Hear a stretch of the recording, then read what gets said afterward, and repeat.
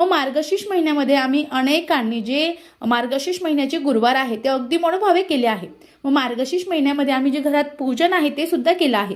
मग कलशाची स्थापना केली आहे, जे तांदूळ आहे ते रोज न चुकता गुरुवारी कलशाखाली किंवा अष्टदल तयार केला आहे। काही फळं आहेत ते आम्ही पूजेला ठेवली आहेत। मग जे आम्ही 4 गुरुवार जे करून ते नारळाची पूजा केली आहे। मग या नारळाचं करायचं काय, हे जे तांदूळ आहे त्याचं काय करायचं मंडळी, ही एक चूक करू नका।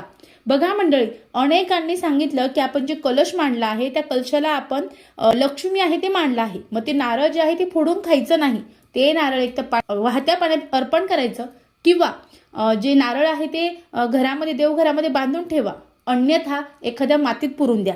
हे सर्व चुकीचं आहे। मग काय करायचं तर आपण हे नारळ 4 गुरुवार माता लक्ष्मी स्वरूप कलश म्हणून स्थापना केली। मग हे नारळ आपल्याला फोडायचं आहे आणि घरच्याने सर्वांनी तो प्रसाद खायचा आहे। याने सुद्धा आपल्यावर माता लक्ष्मीची अखंड कृपा राहते। विधिवत पूजन केलं आणि ते नारळ घ्यायचं आणि वाहत्या पाण्यात किंवा जमिनीत गाडून द्यायचं, हे साप चुकीचं आहे। जे तांदूळ आहे ते स्वतः घरामध्ये भात करायचा आहे आणि त्यात टाकायचं आहे।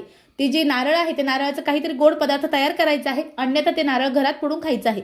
फळं सुद्धा तुम्ही खायची आहे। असं केल्याने आपल्यावर माता लक्ष्मीचा कोप तर होतच नाही, पण माता लक्ष्मीचा अखंड वरदहस्त आपल्यावर कायम राहतो। श्री स्वामी समर्थ। धन्यवाद।